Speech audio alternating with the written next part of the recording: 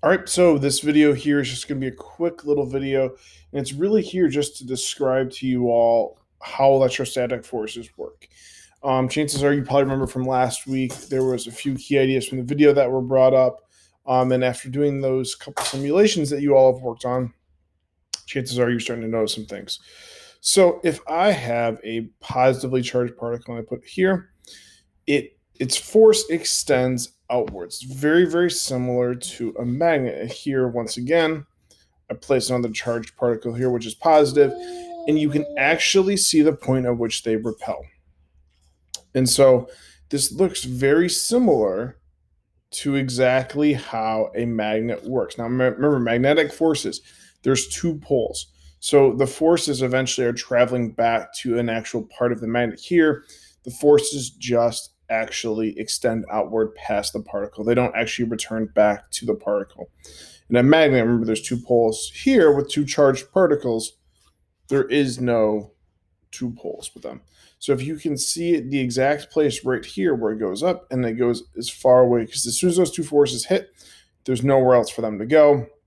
So they get pushed directly out to the side. So here, all of a sudden, I pick up my voltmeter, and I know this might not be any surprise to some of you, but the closer you move the voltmeter, the stronger the force is. And if I put the voltmeter right here, wherever the two meet, the closer I get to each one, the stronger it all becomes, which is very similar to a magnet, which is also very similar to gravitational forces. But then all of a sudden, let's say I throw a negative particle here and a negative particle here. This is where it gets looking very similar to a magnet, where you have these forces that expand outwards and then eventually, though, are attracted back to our negatively charged particle. So here, though, instead of a positive voltage, we now have a negative voltage of 175. So the farther away I move, and I can even almost get it to zero somewhere in this area here. There's probably a 0 point.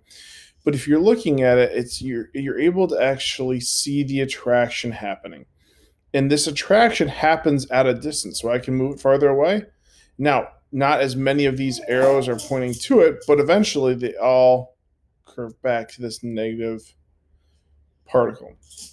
And you can kind of see the area that's affected here. The farther I move it out, the more affected. You can see the arrows get a little brighter over here on the outsides. You can see that the electrical field increases. Now, I'm moving these particles farther apart, therefore, the actual field gets larger. So I move it out here, move this one out here. We're starting to get more of an effect. And so I guess really what I wanted to show you with this is electrostatic force is basically the same thing as magnetism.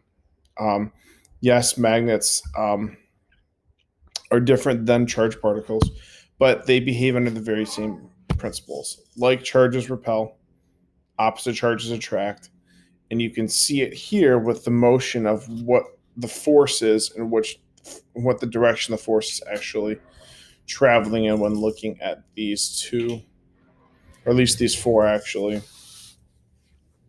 these four particles. So I know this is a really quick video, but many of you were able to figure this out pretty quickly and pretty early on. But I did want to actually make this video just to make sure that we're all set and clear, or as clear as we can be, on what electrostatic forces are. Now, this is just an introduction.